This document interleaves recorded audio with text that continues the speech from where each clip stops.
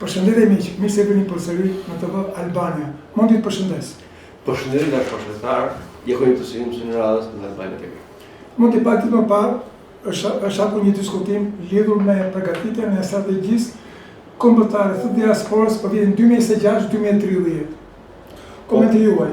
Është një strategji tjetër e lançuar nga qeveria shqiptare, sepse është strategjia e parë, mund të jetë në zgaboj e treta në radhë, e cila përkon me strategji kombëtare dhe të shtetit shqiptar për integrimin në Bashkimin Evropian dhe kryesisht lidhet me politikat e diasporës, sepse diaspora si tim është një promotor dhe është një aset i çmuar i Shqipërisë dhe i shqiptarëve, madje mund të jemi përmbledhur sepse është ambasadori më i mirë i integrimit të Shqipërisë, dhe nëse Shqipëria mori një plus të madh për integrimin, është pikërisht diaspora që ka këtë merit të veçantë. Në këtë kontekst, mendoj se Agjencia Kombëtare është në bashkëpunim me Shtetin Shqiptar në jashtme hartimin e strategjisë kombëtare 2026-2030. Mundi, dijem vlerat e paqëmueshme të diasporës shqiptare, flasim për të Greqi ku jetojmë dhe ne. Më kuptosh vetëm? Nga ana parimore, ju morët pjesë diasporë? Në diskutim flasëm? Greqia tashmë i përket diasporës shqiptare, flasim gjithmonë për shtetet shqiptar që jetojnë në Greqi, duke qenë pjesë e kryesisë të përkohshme të diasporës shqiptare në Greqi, nëse diasporë nuk kemi marrë një ftesë dhe me sa kam konstatuar dhe as ka patur pjesëtar të tjerë të faktorisë shqiptar në Greqi në i ftuar apo të ketë marrë pjesë në këtë diskutim apo në hartimin e strategjie, gjë e cila është një pikpyetje e madhe pra edhe një herë, edhe në këtë moment kur dihet që jemi në një situatë shumë delikate përgjithsisht dhe hartimi i strategjisë kombëtare kur bëhet fjalë për diasporën, nuk e di se sa mund të bëhet pa diasporën. Gjithsesi ne nuk kishim ftesë aftë për të dhënë opinionin dhe idenë tonë apo propozimet tona, aq më tepër për të qenë pjesë e diskutimit. Mundi, unë për vendimi jam i ndinjuar. Pse jam i ndinjuar? Në vitin 2004 atë strategjinë për emigracionin shqiptar e bëri Slovenia. Pa pjesëmarrjen e emigracionit shqiptar në Greqi, pa pjesëmarrjen e emigracionit në Itali, e bëri diaspora, e bëri Slovenia.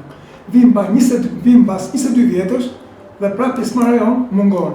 Pra flasin ata, marrin pjesë ata, pa pjesëmarrjen tonë. Si ka mundësi në një vend të tillë, në 2026 të flasin për ne pa ne? A duhet të dëgjosh zërin? Është një shqetësim. Se është bashkëbisedim i hapur thonë. Si që ka hapur punës marrjen. Është një shqetësim që vazhdon edhe sot politika shqiptare ta përdori shumë mirë politikisht, por realisht dhe praktikisht nuk është në interes të qytetarëve shqiptar.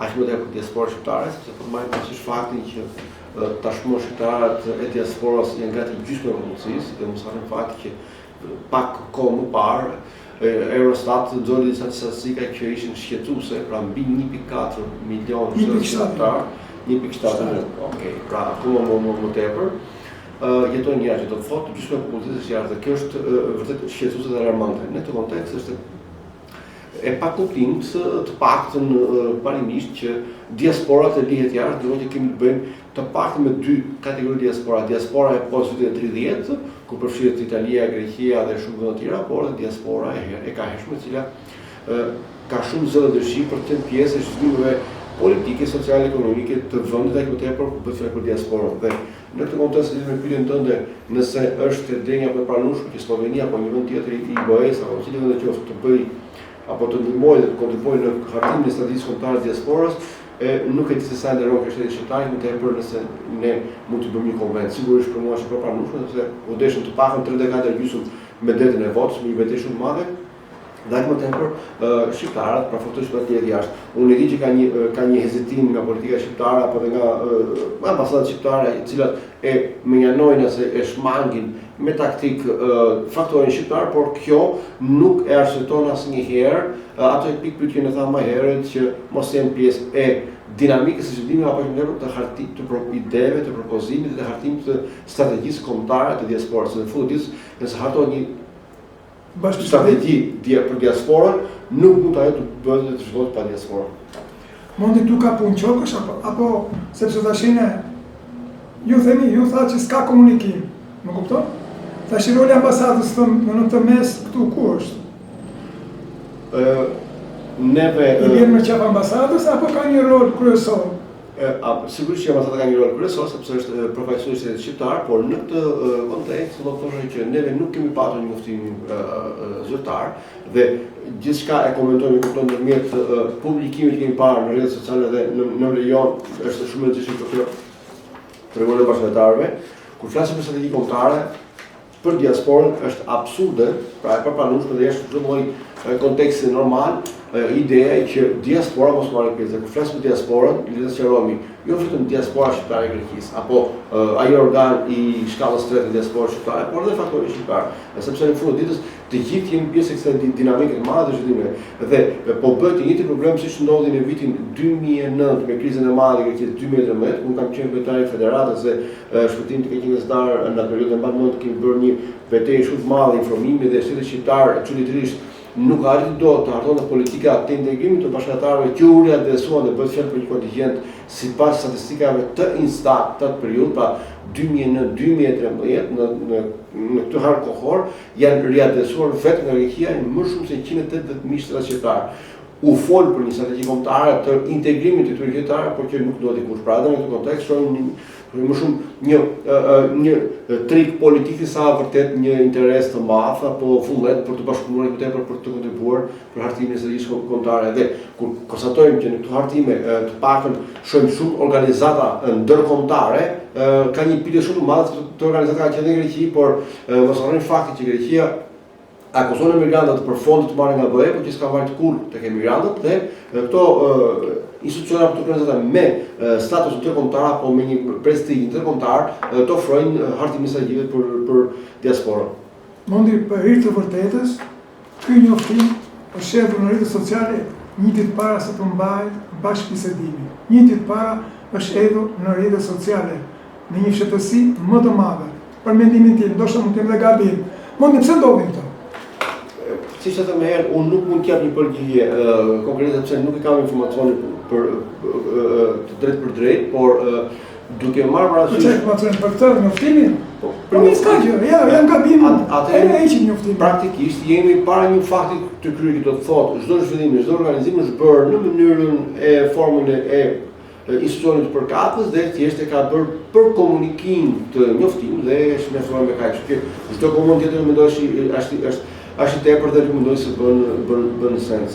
Nëse vazhdohet kështu, pra politika shqiptare vazhdon në këtë kontekst duke përjashtuar diasporën, atëherë nuk e kuptoj pse do të bërë edhe samiti I diasporës apo çdo eveniment tjetër I diasporës ku diaspora nuk merr pjesë. Mundi për të tema tjetër, që të flasim për samitin e 4 të diasporës shqiptare. Ju si diasporë, do mbani qëllimin lidhur me këtë? Ne na ka ardhur një mail I dytë lidhur me zhvillimin. Për këtë që po flasim, no? Ky është strategjia e strategjisë. Ne jemi në diskutim, do të shikojmë se si do të vijojë në vendim për të marrë qendrim lidhur me strategjinë. Ne shpresojmë që çdo gjë të shkojë mbar sepse në fund të marsit kemi zhvillimin pra zgjedhjet për kryetarin e re të diasporës shqiptare në Greqi dhe në këtë unë një rast të një ftesë të gjithë faktorëve shqiptarë në Greqi, të gjithë shoqatave, organizatave, të shkallës së parë, shkollës pavarësisht të titullit, të bëhen pjesë e diasporës, të jenë me votën e tyre të barabartë me të barabartave, të kenë mundësinë jo vetëm të votojnë, por edhe të kandidojnë pse jo për krijimin e diasporës, me qëllim që të kenë një bashkëpunim unifikuar. Dhe sigurisht në këtë drejtim është e sigurt që do të kenë një pozicionim apo edhe një prononcim për këto zhvillime të cilat janë për ne, por që faktikisht bëhen pale. Më duket se gota është mbushur. Në çdo rast neve e duam vendin tonë, e respektojmë vendin tonë sepse është ateu ynë, por do të jemi kritik dhe do vazhdojmë të jemi kritik për gjëra që mund t'i përmirësojnë dhe mund të arrijnë edhe nëse vazhdojmë në të kontekst, atëherë dhe ne do të shkojmë një opsion tjetër gjithmonë brenda formave dhe procedurave ligjore që bashkëpunojnë si ligji dhe kushtetuta e Shqipërisë, por pse jo edhe ligjet morale dhe ligjet e bashkëpunuara kur themi këtë, sepse ne jemi pjesë e Shqipërisë, nuk mund të jemi në polin e punës, por padyshim edhe shteti shqiptar nuk mund të jetë kaq indiferent ndaj të paktën gjysmës së popullsisë që ka jashtë kufijve. Mund të se këto është anashkallori, nuk diaspora, por çdo shoqat, çdo, nuk e di, ose bëhet me qëllim, ose na kanë lënë mbas dere, nuk e di. Nuk e di pse ndodhin këto gjëra. Sot 2026, nuk kemi në emigracion vitin 1990. Nuk kuptova. Sot është integrimi plot i emigrantëve shqiptar në Greqi, para klasës punëtore, nuk kupton. Reja të çmuara. Sot në Greqi nuk flasim më për emigrantë, flasim për qytetar grek, qytetar europian, për diasporën shqiptare, sepse kemi jo të pak, kemi të brezë tashmë dhe de facto de jure kemi të bëjmë me një diasporë më fill. Emigrant nuk ka më me kuptimin e mirëfill si dikur jashtë kontingjent shumë i vogël, por në çdo rast kur bëhet fjalë për diasporën dhe flitet për diasporën, hartimi i strategjive për diasporën është një pikpyetje e madhe, është një shqetësim nga rajon që të bëhet pa diasporën, e thashë më herët.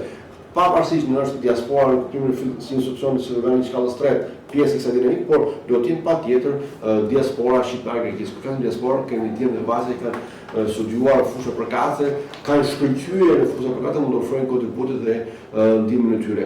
Nëse këto janë thjesht programe të cilat Shqipëria aplikon siç ka për Greqia, duke marrë programe të mbajtur në ambient të mbyllur për mos u futur elemente të tjera, pastaj atë është vërtet shumë shqetësues ky zhvillim. Mund të dalim tek ose të bëjmë një pyetje pas edhe në tema tjetër. Ore, na do ose na do në emigrantët? Sigurisht që po, sepse emigrantët që thonë me pa drejtë dhe është i term ofendues, kam thënë e them dhe do vërtet e them, nuk është e lejueshme, nuk është e pranueshme si nga vetë shqiptarë dhe nga politika shqiptare që sot të flasin me termin emigrant apo refugjat. Është ofendim për ata, tregon nivelin e tyre standardin e tyre. Jo zotërin, nuk kemi as emigrant as refugjat. Jemi qytetarë shqiptarë të cilët ju na do duhet me politikat tuaja, me politikën tuaj, me korrupsion dhe me atë shtet të rënuar për 30 vjet regjisëm dhe ne u desh të shkojmë në një vend tjetër. Sot jemi qytetarë të të Greqisë, të Bashkimit Evropian dhe ngrim shumë lart atë dhe Shqipërinë. Por fatkeqësisht politika shqiptare dhe kjo mendësi e tillë na bën shpesh të ulin kokën. Kështu në kontekst nuk është çështje e emigrantëve apo refugjatëve, është diaspora dhe në kontekst diaspore ne jemi pjesë e pandarë dhe duhem që sigurisht të kemi. Mundin mos marrë pyetjes mundin. Pra i vetëm na duan ose na duan? Një fjalë. Sigurisht që po, me një fjalë sepse thon thjesht është vetë banka kombëtare e Shqipërisë, e cila në çdo vit bën bilance dhe dinamika dhe remuneracioni e qytetarëve shqiptar janë shumë të larta. Pra, kjo është e para fazi na duan shumë sepse kur është fjala për vota, ata kujdesen. Pra, në këtë kontekst na duan shumë, por nga ana tjetër nuk mund të na përdorin thjesht kur ata kanë nevojë dhe kur vërtet duhet ne të japim kontributin tonë dhe të jemi prezent, të mos jemi aty për të thënë si mundemi. Më në kalon tek samiti 4 i diasporës, u mban pas disa ditësh më. Mora vesh që ne nuk përvajsojmë panelit atje, ose janë të panelit të para zgjedhura. Ju keni informacion? Unë nuk kam informacion, për dhe nësë por nuk kemi informacion në lidhur dhe zhvillimeve, ato që në të pak më herë atë kemi marrë 2 emaile, pra jemi informuar me ato emaileve, për të regjestruar pjesë e diasporë, prezentja e diasporës, sigurisht të një pjesë e samitit.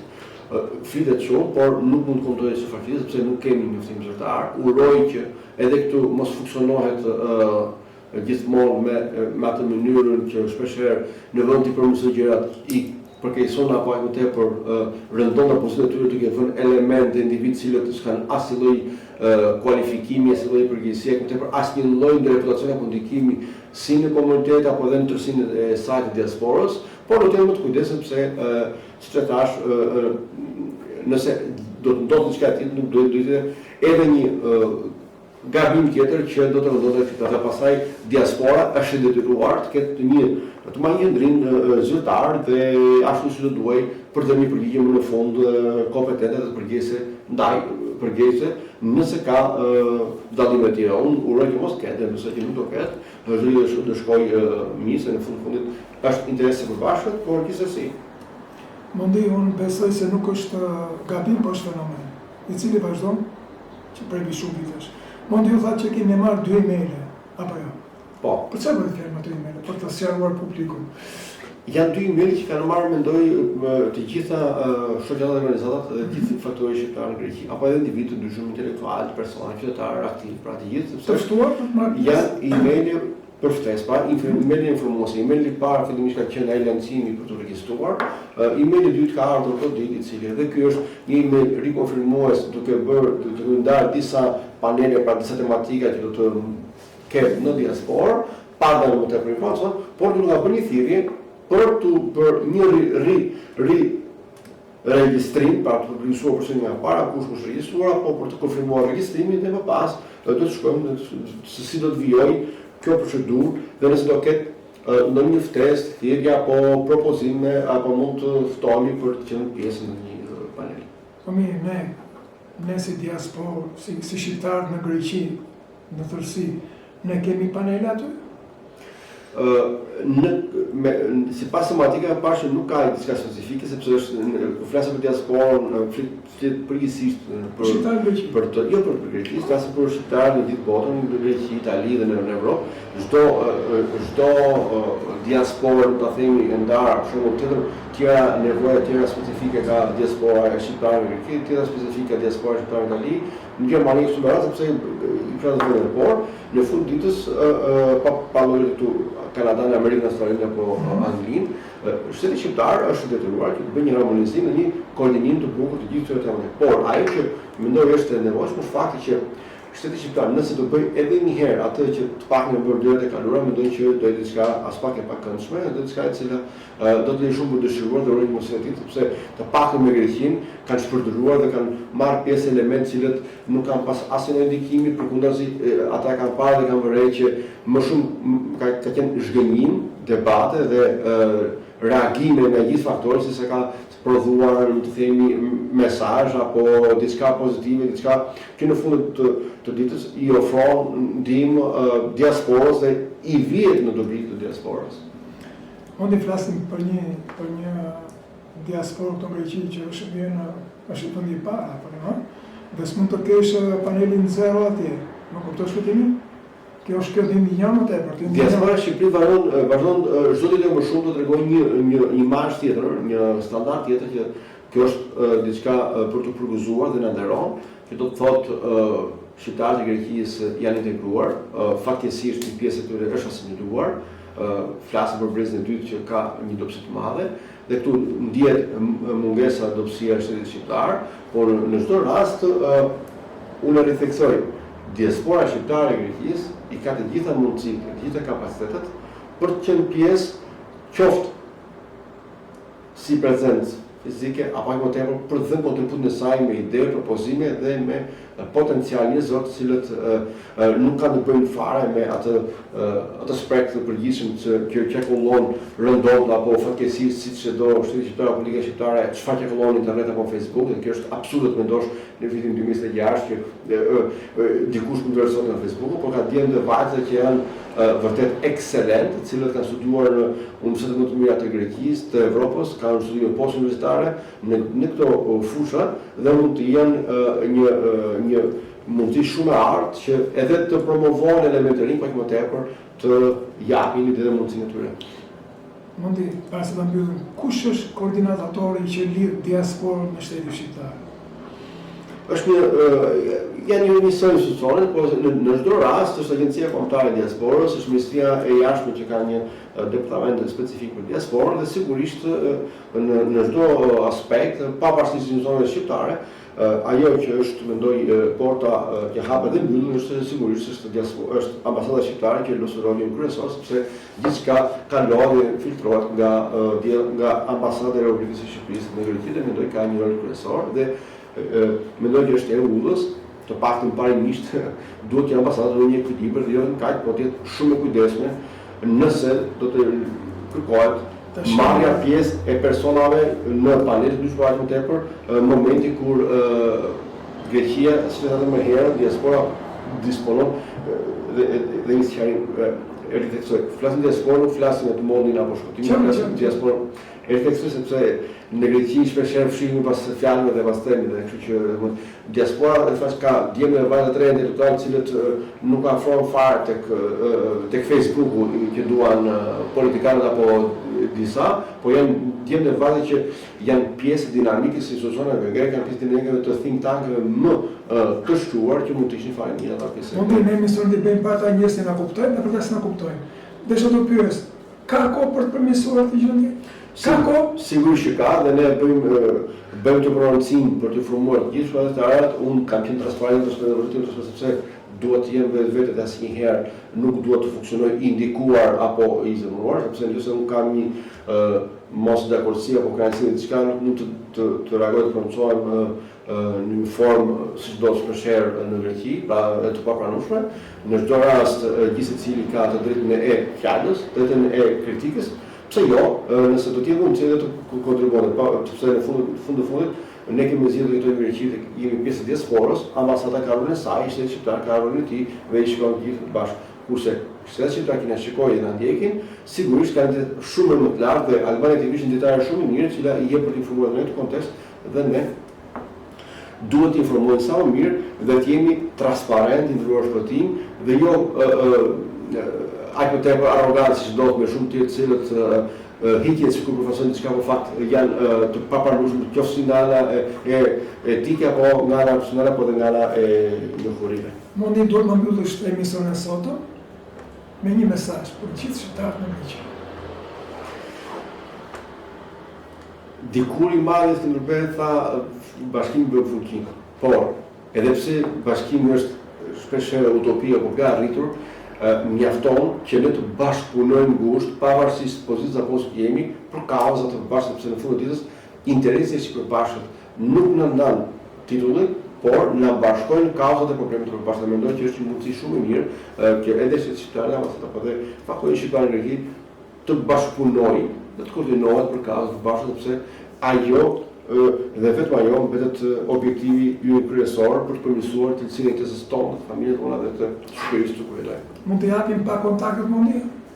Sigurisht, atëherë së pari mund të dërgoni pyetjet dhe shqetësimet tuaja në emailin albaniatv@gmail.com dhe mund ta kontaktoni në telefonin 699 38 14 485. Pra e thosoj 699 38 14 485. Dhe në çdo moment dikush do të jetë aty për të dëgjuar dhe për të kthyer një përgjigje gjithmonë brenda kornizës ligjore me përgjegjësi dhe profesionalizëm. Të dashur bashkëpunëtar, ky është emisioni ynë për sot. Ju më presim emision të ardhshëm. Faleminderit që na ndoqët. Ishte kënaqësi, faleminderit.